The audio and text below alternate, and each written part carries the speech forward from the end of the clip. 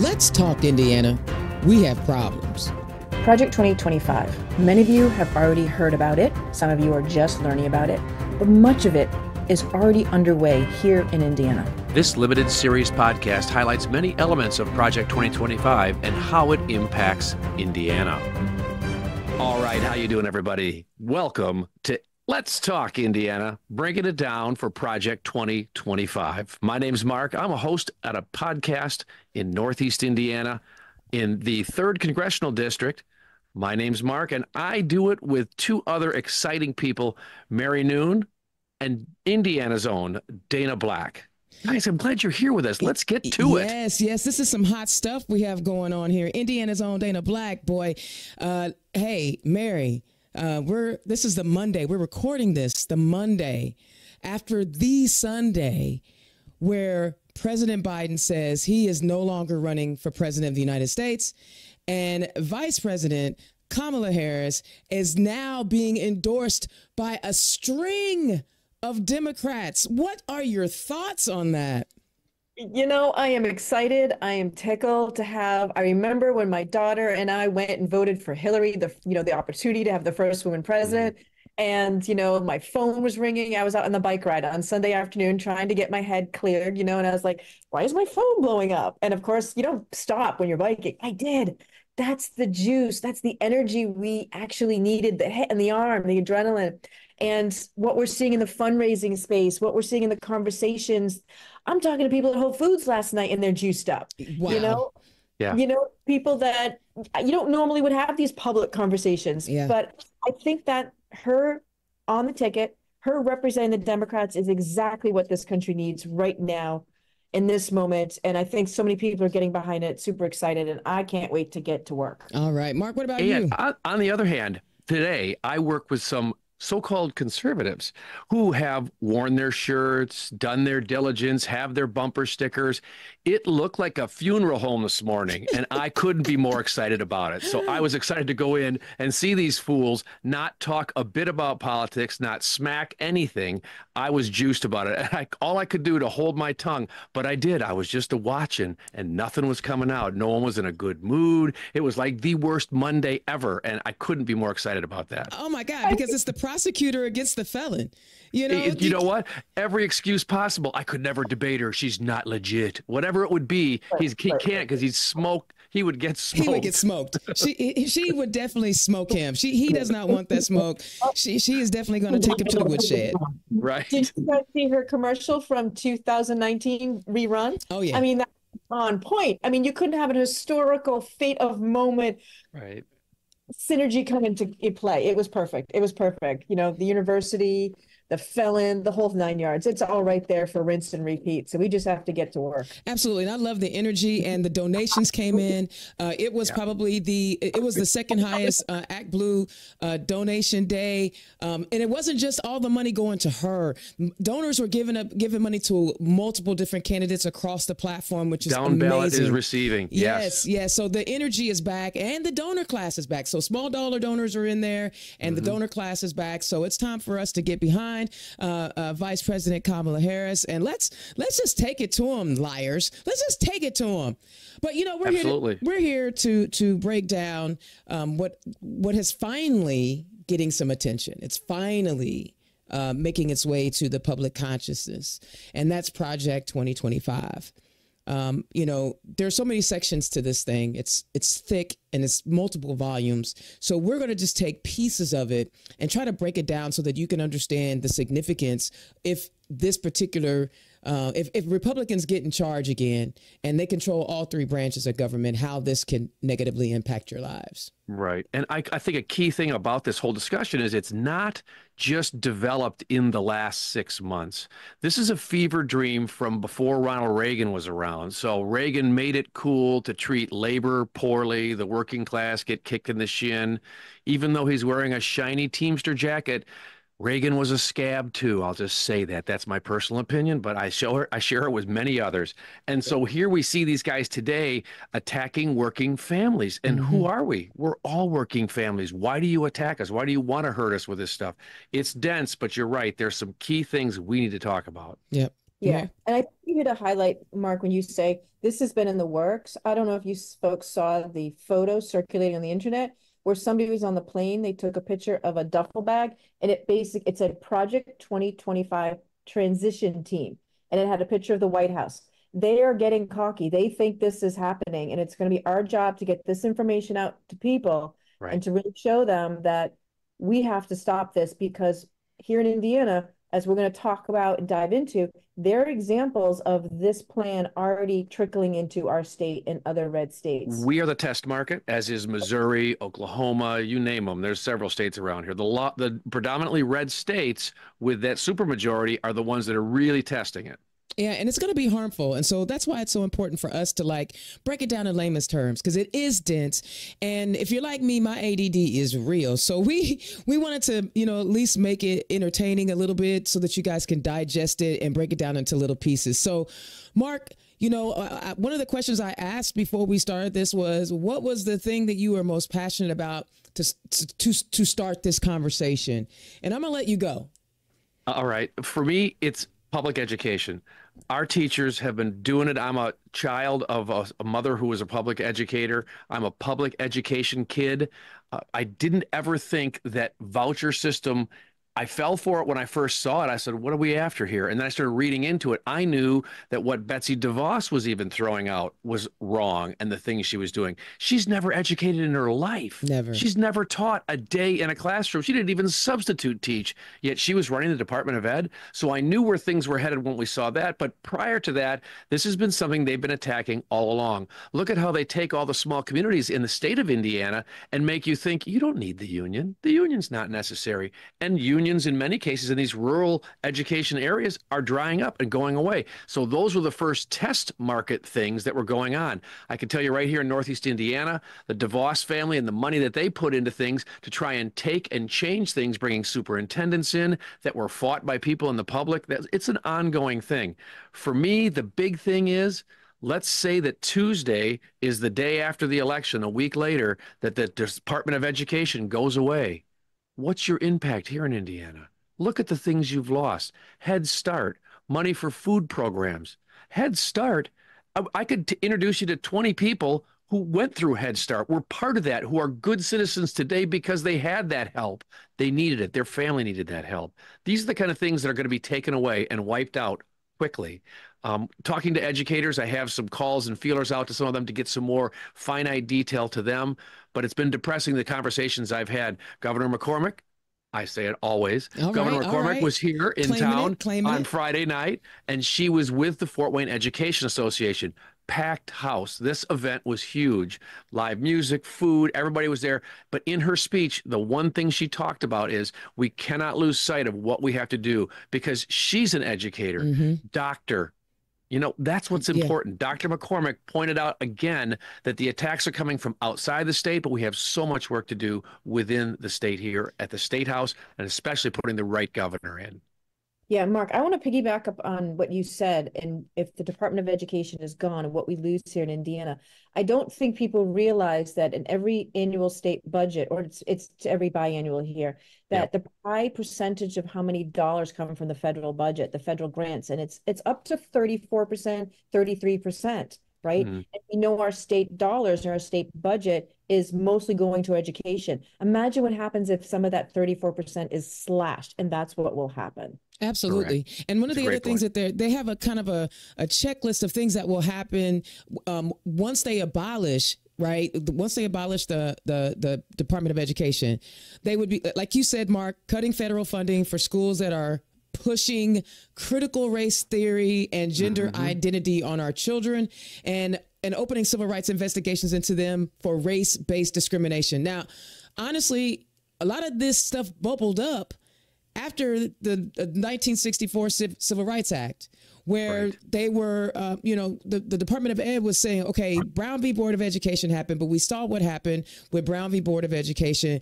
The whole school systems were shutting down to prevent Black students from going to school with white students, and they were given vouchers to go to private schools. Where have we heard this before? Right. So, but no K through 12 school is teaching critical race theory, which is a college level, a law school level course, understanding how the law is impacted by race, and to pretend like those things don't happen. But that's one thing.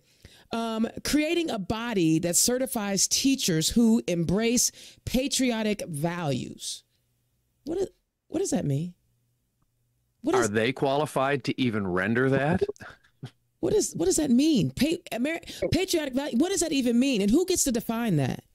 You know, as the educator here, I have my master's in education. I've taught in the classroom. I've taught in high schools. They don't even know what it means. And I think that's part of the problem here is they're putting things on paper without even knowing what that means and how they're going to implement it. You know, is it going to be a litmus test that your values match the schools? You know, we saw it here in Indiana when they tried to we have a shortage of teachers.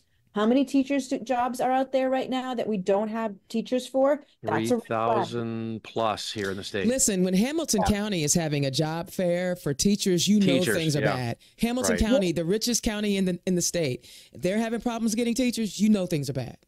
And that's what you have to really, you know, highlight there, Dana, because people think, oh, it's not going to happen in my community. It's not going to happen to my town. And here you have Hamilton County.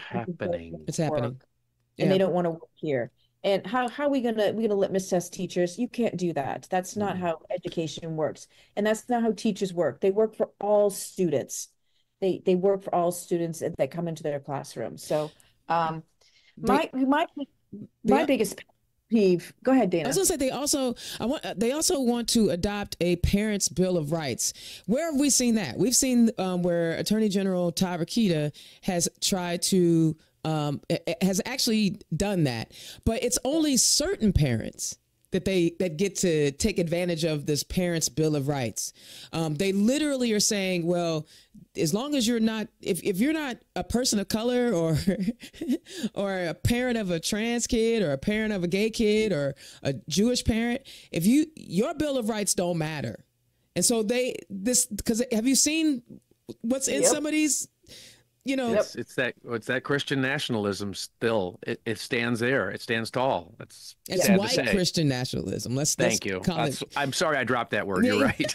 But I just think it's important that they understand that, you know, not getting rid of the Department of Education and having everything under one umbrella removes the checks and balances as well. So we're asking, you know, who's going to embrace patriotic values? If there's no Department of Education, who determines that? Yeah, that's the $20 million question. And that's their layman group that stands there and decides for folks. Yes. Right. I mean, I go back why I get so fired up about eliminating the Department of Education, and the reason why I got into education is, to me, education is the great equalizer. That what gives everybody an opportunity to choose a career, a future, a path, whatever they want to embark on. And they're taking that away, and they have a reason for that. You know, I always go back to the great, no, I wouldn't say the great quote, the quote that Steve Bannon has known for saying, if you want to build something in your image, you have to destroy it first.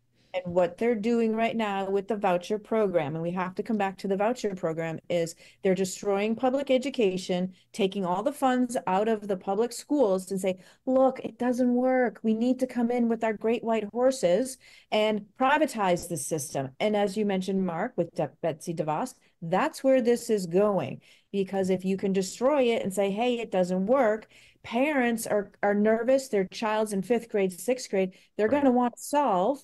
Their back's up against the wall, so they're pitting parent against parent, and here you go. Yeah. Again, that's the master plan. It is the master plan, and guess who's going to lose out the most? The kids. The kid's going to lose out, but families in low income areas. And honestly, it's not always about race, but unfortunately, we know there's a disproportionate of people who are, you know, by percentages, lower income are Black and brown folks. We know this. But if you are a low income family, you are the one who is going to be hurt the most. And why should a child's education be dependent upon how much money a parent makes? And so the Department of Education, like you said, is the great equalizer across socioeconomics, across race, across religion. It evened it out. Now, they're trying to say that it's bloated. There's nothing more bloated than our defense budget. Oh, yeah. Oh yeah. Well, when it comes to killing, we are top shelf. Man, we good at it.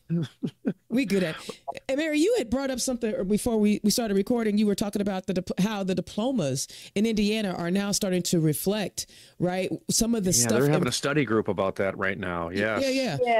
Yeah. We have to really, I think one of the reasons why the three of us got together and we really wanted to talk about Project 2025 is to say, hey, folks, red flag waving over here. It is already happening in Indiana. And one of the things that in terms of eliminating the Department of Education and redefining what education looks like, Indiana is on that march. We know it because in the last legislative session, they passed universal vouchers. And before I get to diploma, I want to just set it up here is they passed universal vouchers. So now they changed the parameters of who can benefit from that. And we saw through the data, we didn't have more kids going to schools. We had students who were already in these private schools now benefiting from tax dollars. And I always say, people say, well, it's choice. These are public schools. Nope. As soon as you have qualifiers that eliminate certain students from going and using tax dollars, that is not a public school, number one. And, to talk about what they're doing now is now they've got all these schools out there that can take in all these monies. Now they're saying, let's redefine the diploma. Okay. And in doing so, they're having the study group. And in terms of redefining the diploma, they're just having these two tracks. Now, Mark, I'd love to hear your thoughts on this because track one is for somebody who might want to go on to college, but they're making the students define it and decide it in middle school. Right. And if you don't get on the right track, there's no redirecting freshman year, you decide you want to go to school. Raise your hand if you knew what you wanted to do in sixth grade. So we're still searching. Come on. Now, to be fair, some European countries already have track kids, right?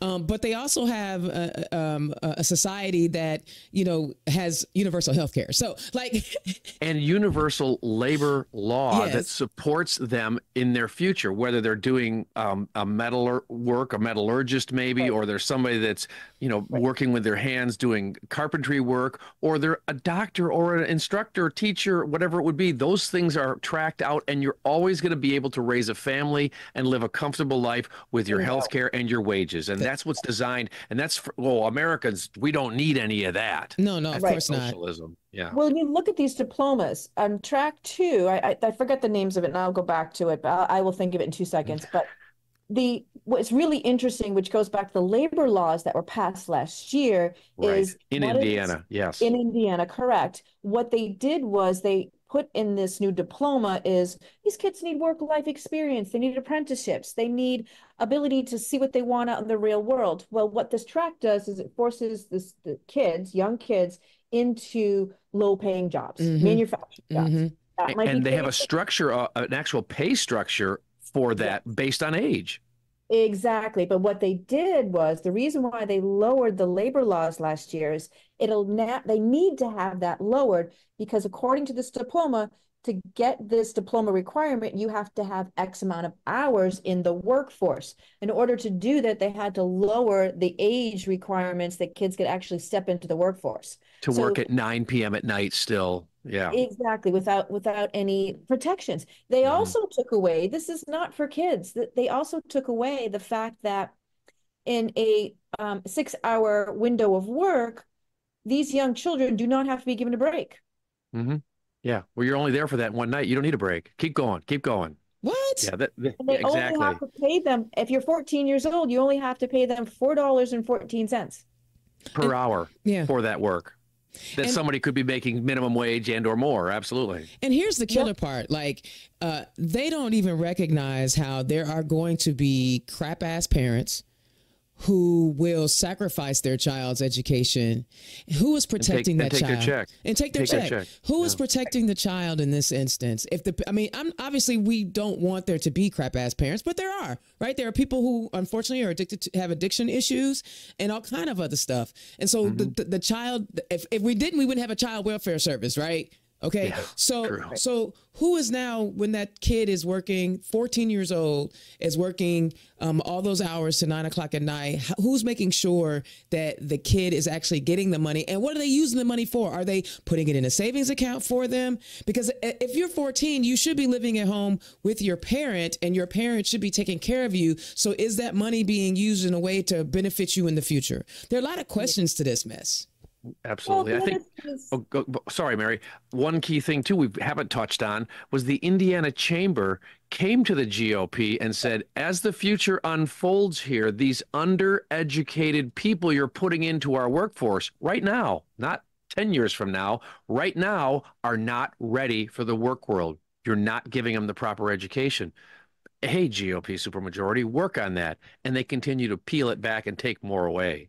Yep, you're absolutely right, Mark. The outgoing president of the chamber pulled forward their every 10 years they do their master plan. That's and their right. Yeah. foundation. It was supposed to be released in 2025. They pulled it forward, highlighting the fact Flag. that Right. that the education was going down. If we want to keep succeeding, we need to fill these jobs. Middle management, in other words, folks cannot fill these middle management roles because they don't have the skill set to fill them. Well, and I also talked to, Dan Sykes on my show last week, and he was at the hearing, and he said that there were universities in Indiana who said they wouldn't accept a student with one of those degrees, those diplomas.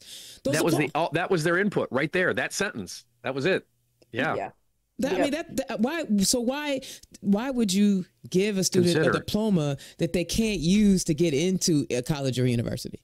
That doesn't make sense. Why would you have a study group about it when you already know it's hated so much? Well, I think you hit the nail on the head, because according to these folks, now that these focus groups have been coming around the state, they've been asked, there was no teachers input, there was no student input, there was no university input. I mean, come on, if you're going to roll out a new diploma, you need the professionals in the room, and they weren't, because it's obvious of what this is rolled out.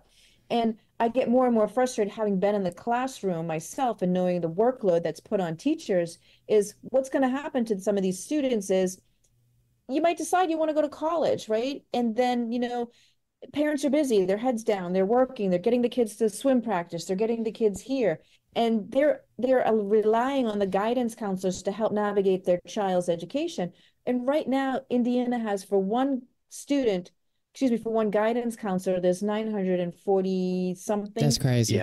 Yeah. 649. And that's jumped only in the last 10 years, too. The number was in the 500, 300 range, which is still way out of hand. You're already to almost 1,000. It's pathetic. So you guys way above the national average on that one. And here we are right now talking about how Indiana, the colleges and universities don't like the process that we're going through.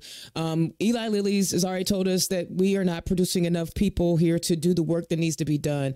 But if we abolish with Project 2025, when they abolish the Department of Education, they would also eliminate Title I.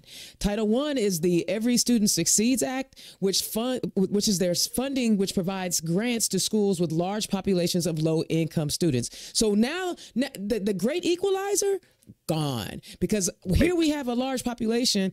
I think IPS schools, Indianapolis Public Schools, where there's a higher concentration of low income families. Sometimes in different pockets of Indiana, there are large populations of low income, and the school systems would get the grants to offset that for food, things like that, to help kids learn. You get rid of the Department of Education, that money goes away immediately. Yeah, there's no, hey, in the next year, you're going to lose this, figure it out. It's gone tomorrow. Yeah. And there's so much to this. One of the other things that it would do, Project 2025 would extend cuts into broad areas, which could likely affect science research and higher education. We're not going there yet, but think about it. Science and research. We don't want people learning new stuff about science. No.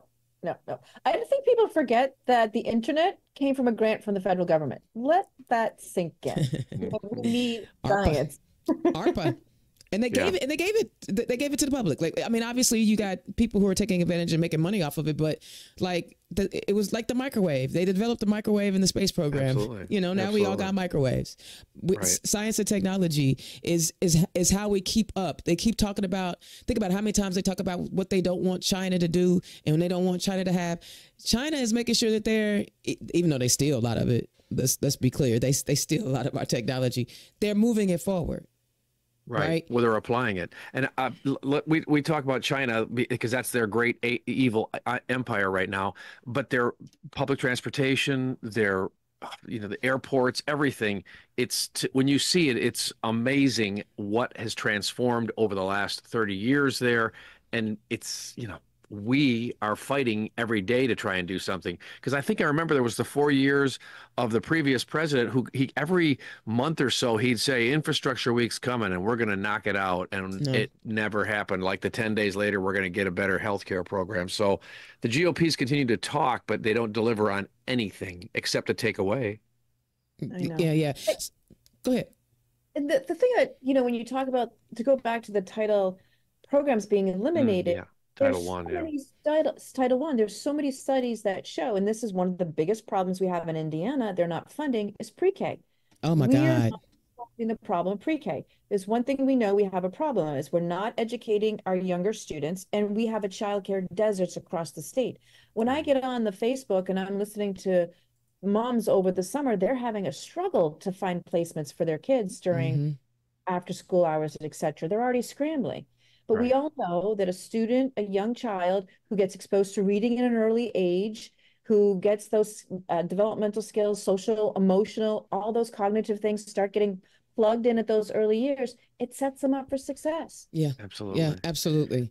Well, before you get there, I want to point out one thing that we did at our house was because I had a collective bargaining agreement that provided enough income for me to be the sole worker. My wife stayed home with those 2 children and helped all of that. When they were in kindergarten and first grade, all that pre-stuff was done. I'm very rare that a family can do something like that. No. But my point is, it's available like that if you also have labor laws that support the working families, which is also being decimated too, outside of all this education stuff. You can bring those things forward. You can take them to the library on a Tuesday at 1. Yeah. Those are the important things that happen. And a lot of families will do that. But if there's no public transportation and there is no library system, because that's a funding situation too, we're just tearing it down piece by piece.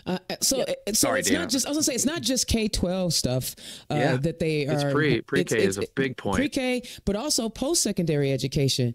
In a recent study by Inside Higher Ed, they explained if Project 2025 becomes a reality, it would phase out income-driven repayment programs, put colleges on the hook for unpaid student loans, and eliminate PLUS loans for graduate students and parents of undergrads, as well as eliminate the Office of Federal Student Loan. So here again, we're talking about, you said the great equalizer. I'm going to lean into that because that was everything. If what they want to do is take the government's ability to back student loans to help people get to school with their lower interest rate and make them go out and seek like a mortgage, right? Or like and when you put it out on the open market like that, gosh, what's going to happen to students who may not have great credit? So do they not get a loan, right? Because student loans are guaranteed, right? Yep. So what happens to the student who's, they don't have any credit and their parents aren't in a position to help? What happens to that young person who wants to go to school? It goes back to the great equalizer. It really, really does. You have to ask yourself, what is the end result here? What are they driving towards? They're driving for a society that is what they want to, how they want to educate folks, driving to a society where they want to educate folks, and who gets to be educated is the question. When we hear, I think Dana, you and I talked about this a minute ago, is when you release those funds, when people have disposable income, the economy goes in another direction. It's supply and demand. But, I want to reset people's understanding of these student loan forgiveness, because a lot of people think, oh, so-and-so got free money or the government paid for it. When the Biden administration came in and started cleaning up the student loan program. It was a mess. It was a mess. So to give you an example, to give it in some numbers and some tangible workarounds. So money wasn't actually being spent when those students' loans were forgiven. So if you, for example, so say if you had taken out $20,000 in debt and you were paying $250 a month times, for 10 years, then you paid $30,000 off. You've already paid off that money. What was the challenge was when people open their loan statement, they're like, wait a minute, I still owe $15,000 in their loan. What the government was saying is, based on these student loans, they were sold over and over again. The terms were changed. Pretend like you had a mortgage and you had a mortgage and they sold it and the terms changed and the terms changed. You get a little pissed. So what they're saying is you've gone above and beyond. You've paid $10,000 over what you have already paid. The terms were changed on you. We're going to forgive you.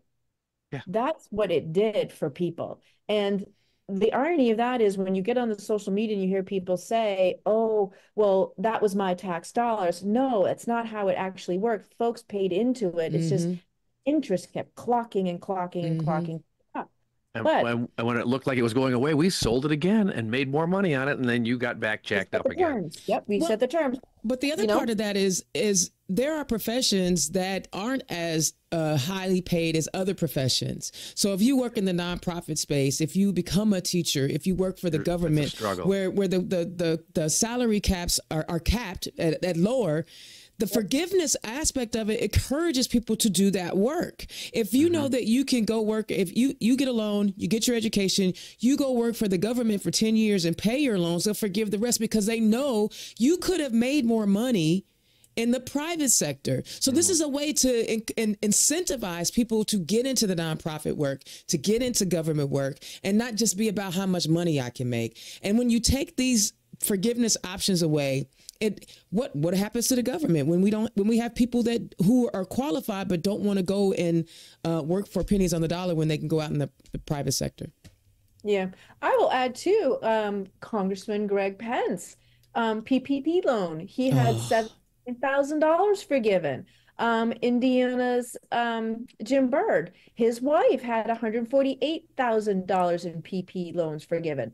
I don't hear anybody complaining about that. No, of course not. Yeah. Because they got theirs. They got theirs. I mean, I remember, like, I have a small business, and during that, my CPA was advising me on what I could and what I couldn't do if I decided to get a PPP loan. But honestly, I was like, I'm good. I don't need it. Like, but you're in a rare boat because so many people took advantage of it. So many people were advised the exact opposite, which is dirty, very dirty. And I realized, like, somebody else needed that money, right? Somebody else needed that money. Yep. I didn't need it. And I just feel bad that there are people who are heartless out there who say, I can be forgiven this loan that I didn't even need. But somebody who literally is trying to get an education can't live a life. Yeah. They want us to be, it's almost like they want you to be indebted forever, and then you will accept anything. Yeah, well, that's the idea behind it too. And listen, last week from Milwaukee, if they weren't on Grindr, they were watching the J.D. Vance speech, and what comes out of his mouth is the professors are the enemy. Yeah, that's all I got out of his entire speech was the professors are the enemy, which was depressing as hell. So here they're already attacking higher ed at the same time too. Yeah. And then we saw legislation in our Indiana State House attacking tenure. They want to get rid of tenure with Project 2025. And we've already seen policies written in our State House that went through votes last year to end tenure. That's how you retain quality professors in our universities. These guys, again, Indiana is the incubator for Project 2025. And that's why we're talking about the education aspect of it today. These are bills that are already coming through they eliminate tenure. They want to make sure that they're teaching both side-isms, because what's the other side of the Holocaust? I'm sorry. I laugh at that because when they put that out there, it comes up. Yeah, but it's legislation that they're writing.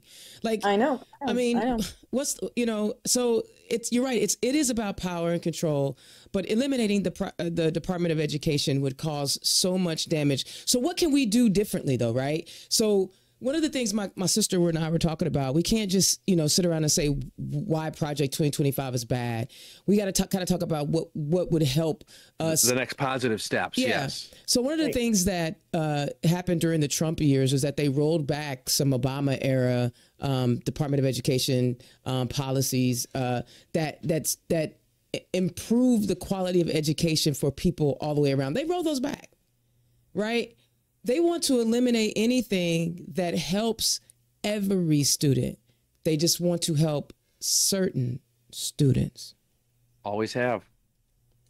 Yep. And I think what we have to start asking ourselves is, and understand the bigger picture, because the next thing coming down the pike in Indiana, which will sound good on its face, but we have to ask ourselves what's it marching towards. The next thing they're going to start talking about is eliminating and lowering property taxes. Yeah, because that's property taxes pay for the education. You got it. That's where and their calculus was destroyed and wrong from way back when, 16 or 17, and then they couldn't reset it, and now they're scampering around trying to figure it out and just say, "Oh, let's just lower everything." No. Yeah. Lose the Department of Ed and that funding, and then change property taxes. Every school system will be screaming. They will be closing buildings because they can't even do the mere maintenance to them. But what's even worse is when they lowered the property tax. They capped it here in Indiana, right? They capped property taxes. And I get for some of our seniors, this could be a good thing. But they still allowed you to have referendums. Now they're saying if a community decides they want to have a referendum, they have to share their money with the charter schools when they saying, okay, my school system needs a thing. We've capped property taxes, but we need to raise some money for our schools. Oh, now I got to share it? It's in St. Joseph County. It is here. We have one of the counties where the four of the larger counties have to share their percentage of their, if we have a referendum, it has to go to the charter schools. Again, reiterate what I said before. Charter schools are not public if you define who it can and who can't go. Absolutely. So, and it's scary. I mean, it's scary. I know we're going to talk about solutions, but I did want to bring one other thing up. No, they have a provision in Project 2025 that says no public education employee or contractor shall use a name to address a student other than the name listed on a birth certificate without written permission of the student's parents or guardians. I got to talk about LGBTQ plus issues. You guys know who I am.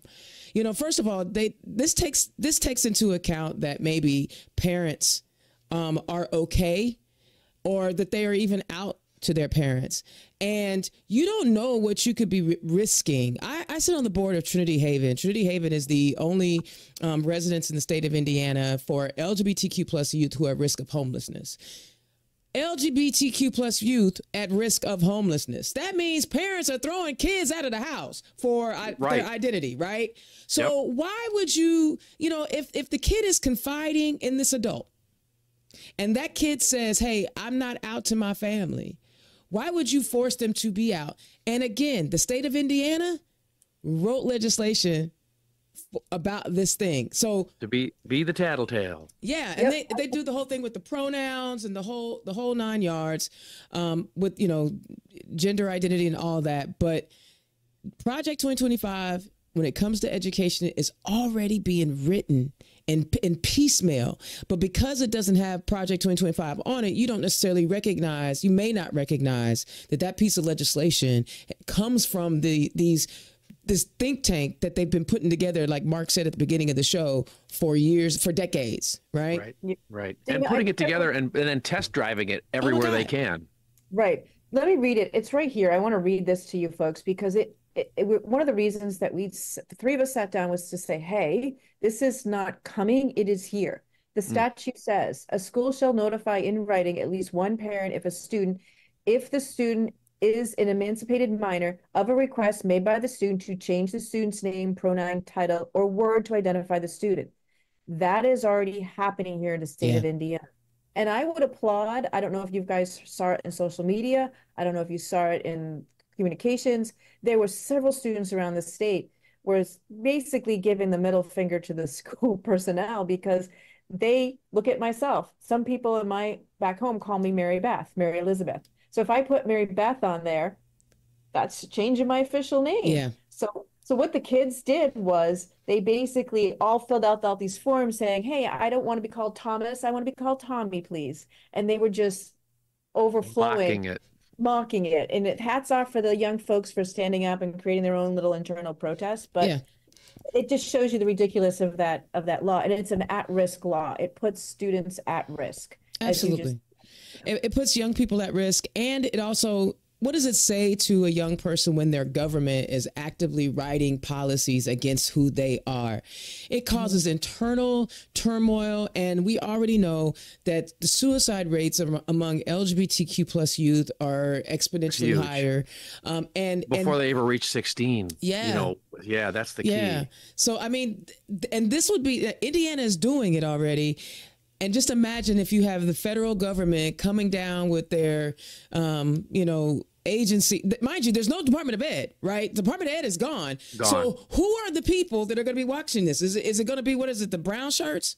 Is it the brown shirts? Silver shirts. Silver Yeah, shirts? absolutely. I mean, well, you're going to have people knocking on your door. I saw a video the other day on YouTube where a teacher let in police officers, and all the kids had to put their hands up. They had to put their hands up. Like, is this America? Like, Was this a drill, or was it a? I don't know if it was a drill. I only had the context from the student who shot the video. Right. Like, literally, they were like, "Everybody all right? Put your hands up." Like, and they made him recite stuff, and it was like, it was the craziest thing I'd ever seen. I saw it was on X, and I had to watch the whole thing because it blew my mind to think that we are intimidating people with law enforcement going into schools like that in the classroom.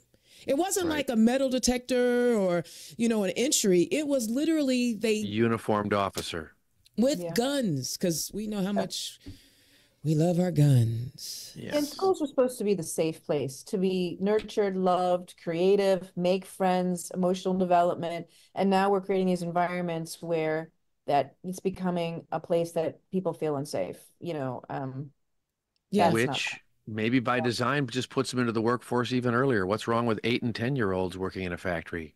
If we can do that, maybe that's the next legislative session. That's the whole goal. I mean, labor laws be damned, right? Child labor laws be damned. Absolutely. Let's have a 14-year-old kid because we can pay them less. And you know what? When their lives are broken, because when you're doing labor from the time you're 14, that's why we are living longer now than we did when we were an agrarian nation, when we were mostly farmers and raising cattle and doing all that stuff. Now that we are even in the industrial age, when it was a hard labor, notice that the life expectancy has improved because we're not breaking our backs at 14 years old. But that's what these people want us to do.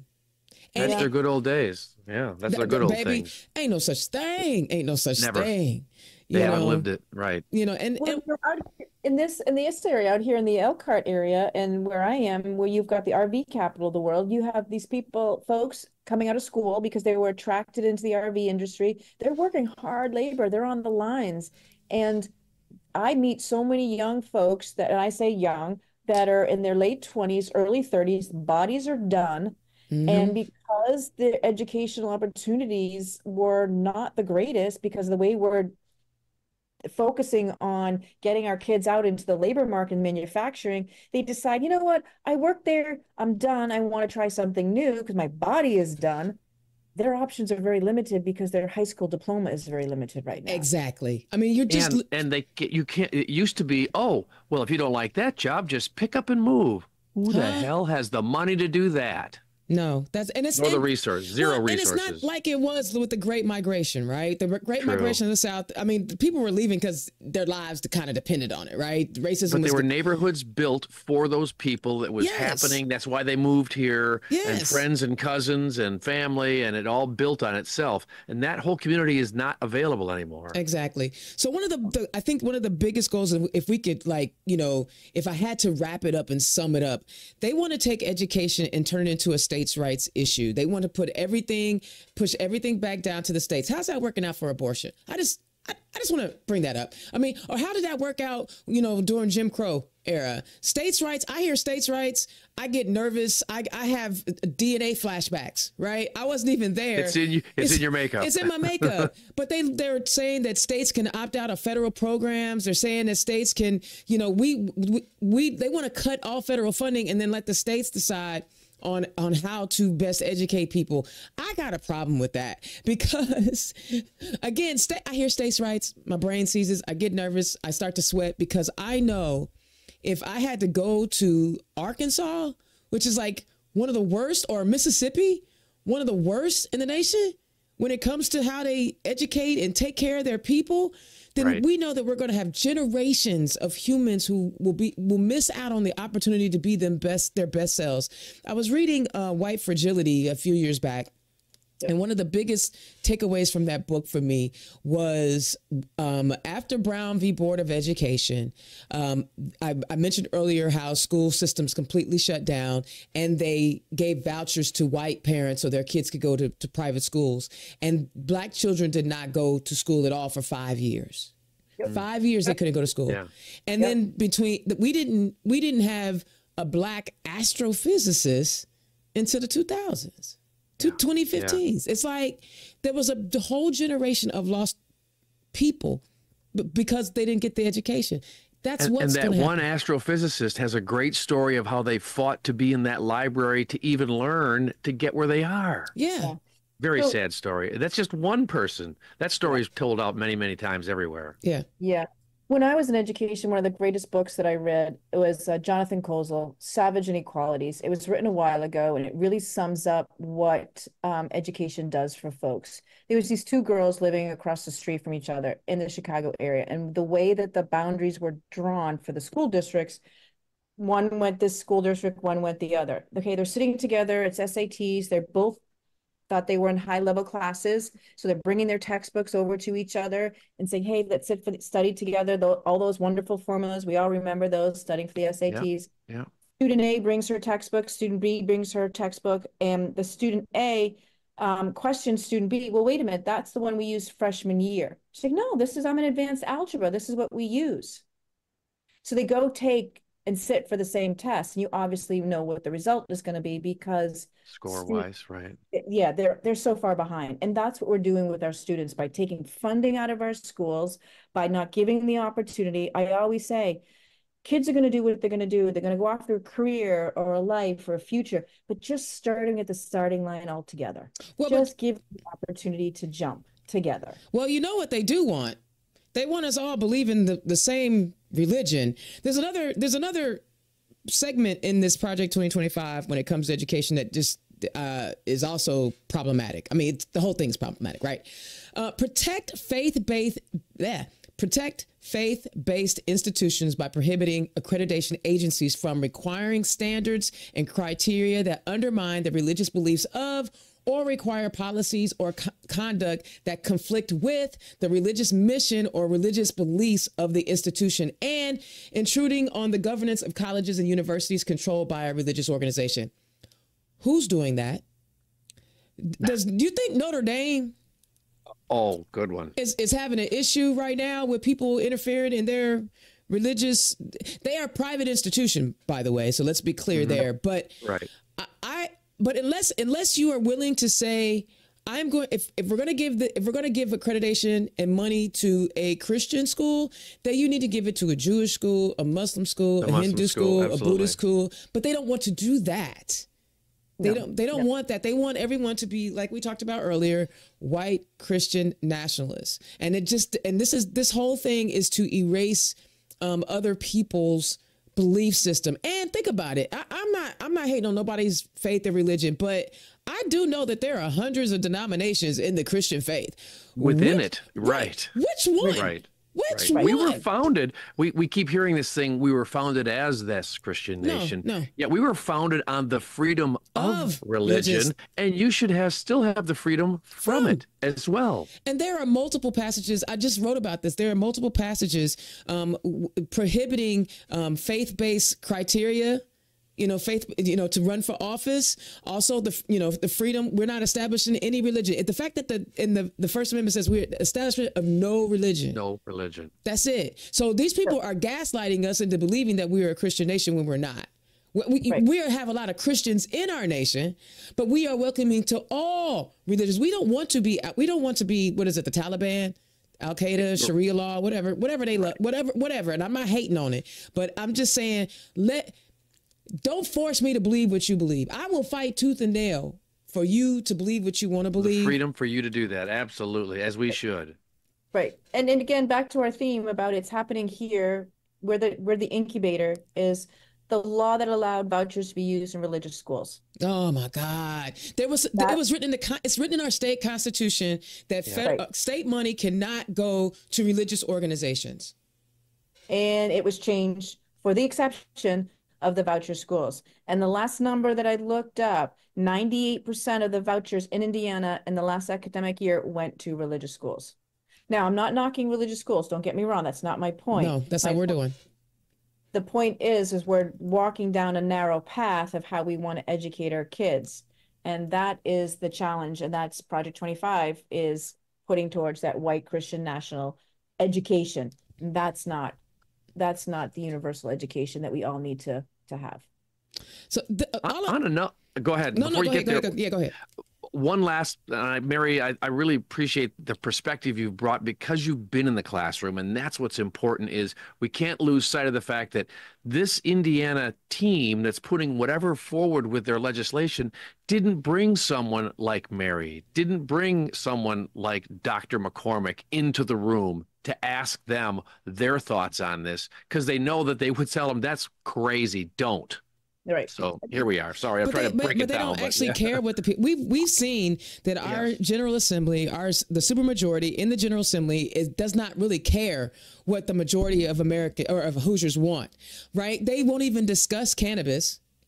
Right? No, they won't make it out of committee. Although both parties agree the moneymaker that it is senseless. Well, yes. In Colorado, I was at a conference in DC after the election year, and I was sitting in a workshop group with the mayor from Colorado, and they were deciding what to do with their tax dollars for cannabis. And they did a study to make it, fair across the city. Equal distribution. Yep. And what they did was they found that the dollars that they were helping homeless.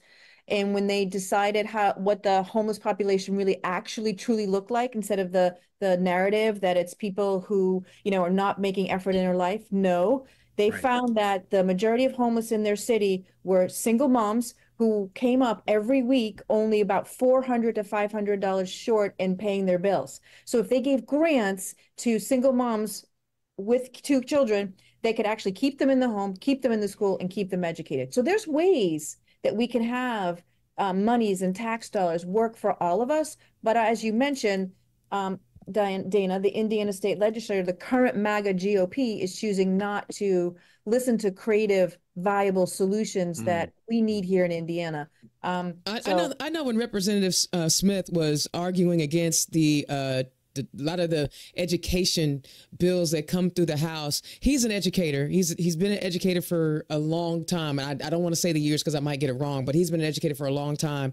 And I watch him so frustrated when they are proposing a new piece of legislation to improve education, when they didn't let the last thing that they put out, actually work its way to see if it's actually going to work. And he gets so frustrated. He's like, none of y'all y'all not educators. Y'all don't even understand education science, and y'all keep writing pieces of legislation that you don't even know if they're going to work because you don't even know what it is.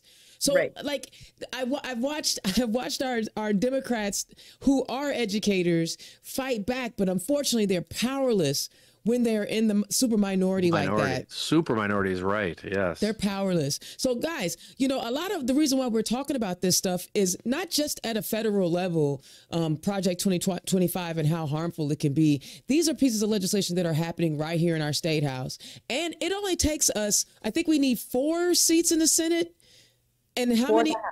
4 in the House. 4 in the House to end the supermajority? Correct. Because what happens is we can break quorum. If we can get 4 flips, we can start making change here in Indiana. And then we can stop possibly put a dent in some of the Project 2025 education platform that's being rolled out now by the Republicans in the state Senate and the state House.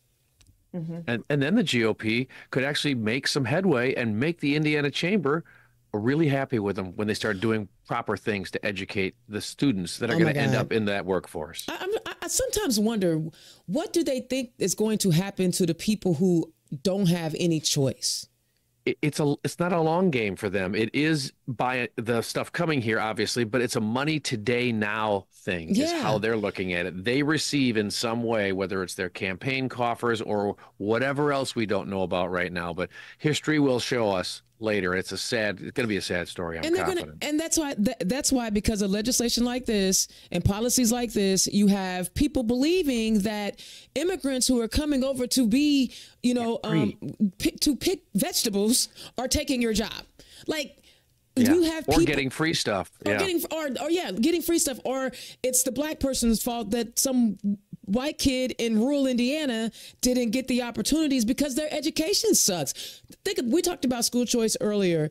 What choice? And I'll harp on this forever. What choice do you have in a rural corporation? There may be a Catholic school in a rural area, but they don't have charter schools flocking to where there are no people. Because this is a money-making business. They're going to be where there's population, and there's no population in these rural parts of Indiana. But guess what? The money still is coming out, and you still have to do more with less. And I just don't understand why people continue to vote for folks who are literally damaging their opportunity for life, liberty, and the pursuit of happiness. Yeah, I think, Mark, you hit the high note. You said they're too busy looking at the short term. Going back to the diploma that is on the docket right now, and they want to redesign our diploma for Indiana students. One of the bills that was authored was this new scholarship fund. Again, back to that apprentice to get hours in school. The author of the bill, Chuck Goodrich, who ran uncontested in 2023, we let him walk in there uncontested. His company is getting those $5,000 grant for these apprenticeships. Nobody's monitoring. Is he paying these students to work in his place? When Indiana Star asked him these questions, he was very vague and unclear about, okay, these companies are starting to get these dollars, $5,000 of our tax dollars. You're supposed to be helping these student apprentices. What are you doing? Who's overseeing these programs? Where's the what's the metrics? What's the measuring? Exactly. Where's the accountability? There is none. It's not designed for that. You stop asking questions. We're going to get rid of independent media on the way here too. Just wait till we take over everything. Exactly. So tell us again who the person that wrote the bill, and if you could, we'll drop a link in the Indy Star link so that they can read it for themselves when we post the podcast. But tell us again who that was.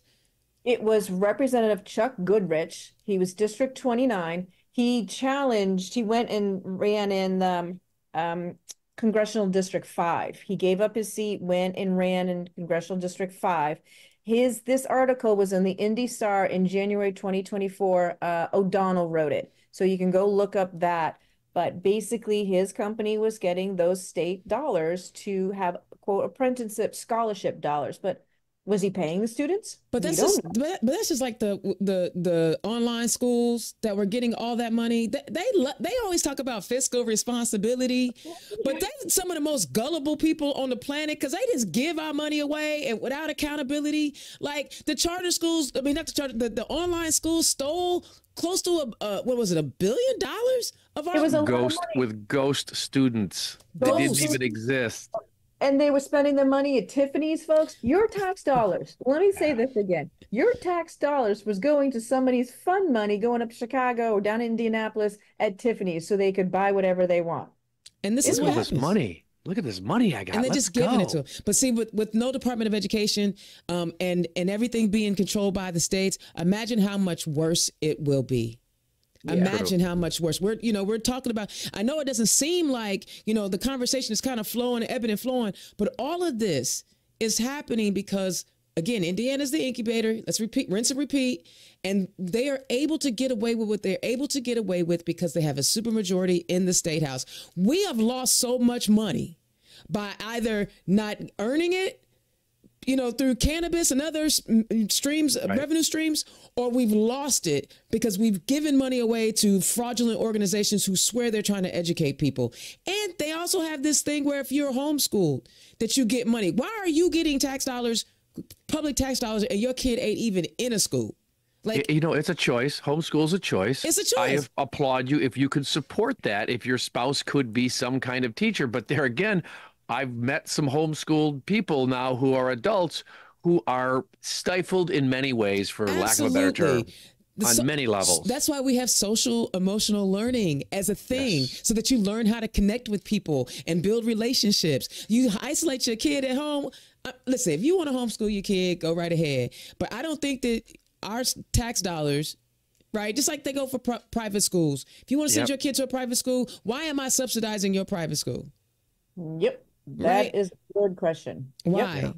Why am I paying? $1 million question. Yeah. Right. Here's the thing. You hear the answer from a lot of parents is because my public school is not very good. It's not serving my child's needs. Well, the answer for that is because you've elected GOP people who are not funding your public school. Let's get at the root cause. The root cause is public education needs to be equally funded. Absolutely. And if you feel like that the school system is not meeting your child's needs, probably because we're not paying the best to be in our state. Let's think about that. Don't get me wrong. I think our Indiana teachers are doing the best they can with what they have. With what they get. I am not disparaging any teacher at all.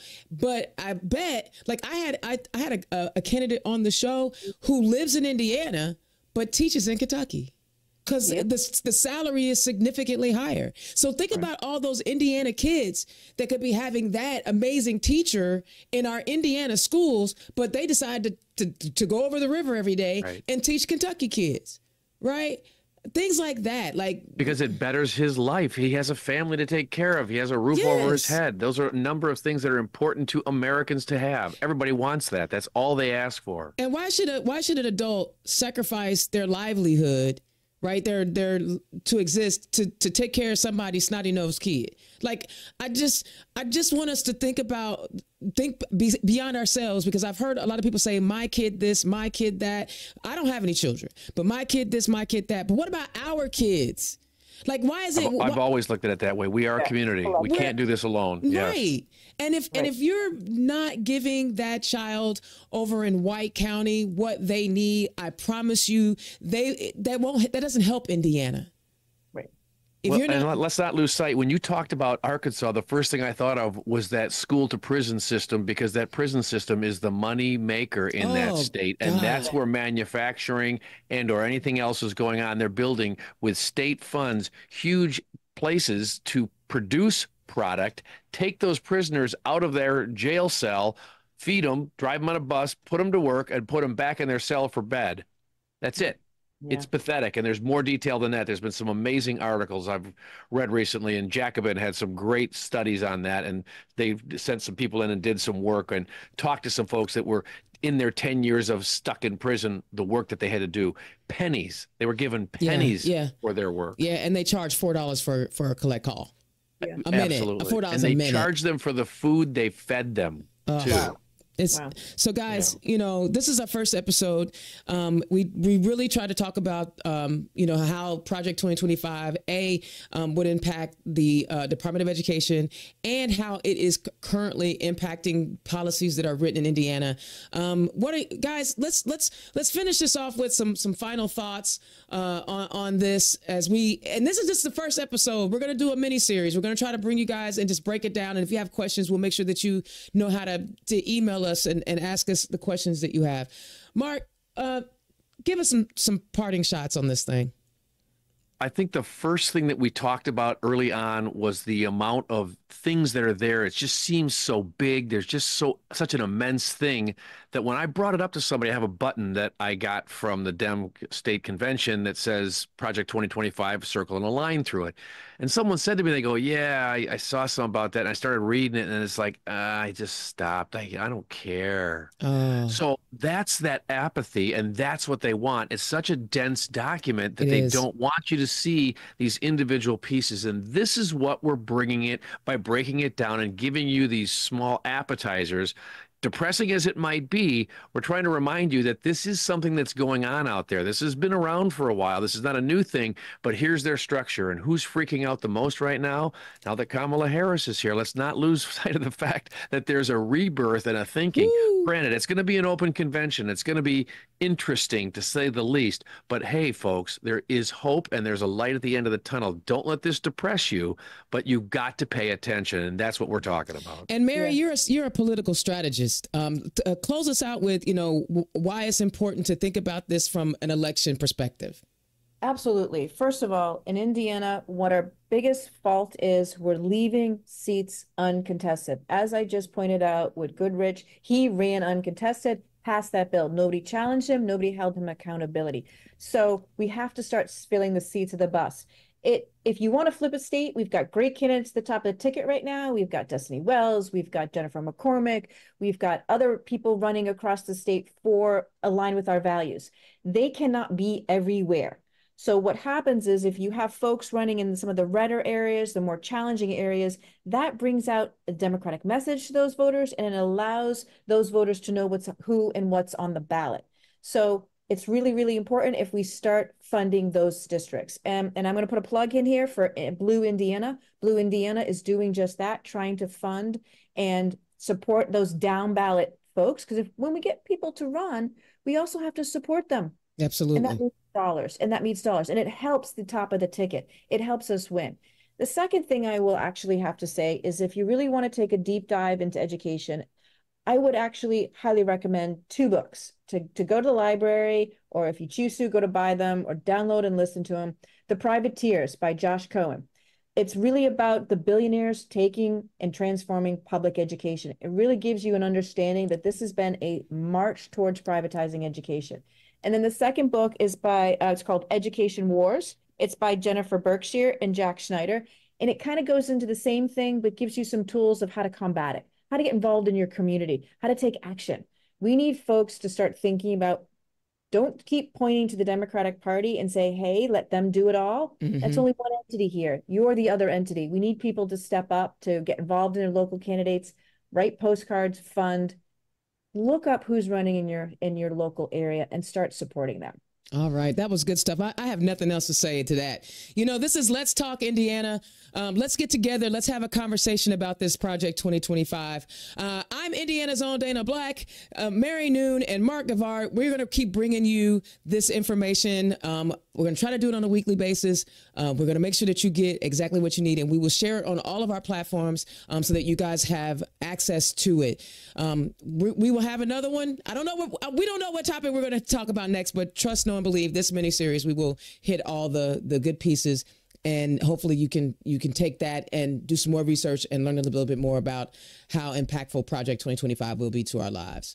All right, guys, one down, and heavens more to go. Well, let's go. All right. Y'all have a good one. Peace. Thank you for listening. Click the like and subscribe button so you don't miss a single episode. Let's Talk Indiana is a joint production of Mary Noon of Campaign Strategy, Mark Gavard of My Labor Radio, and Indiana's own Dana Black of Turn Left.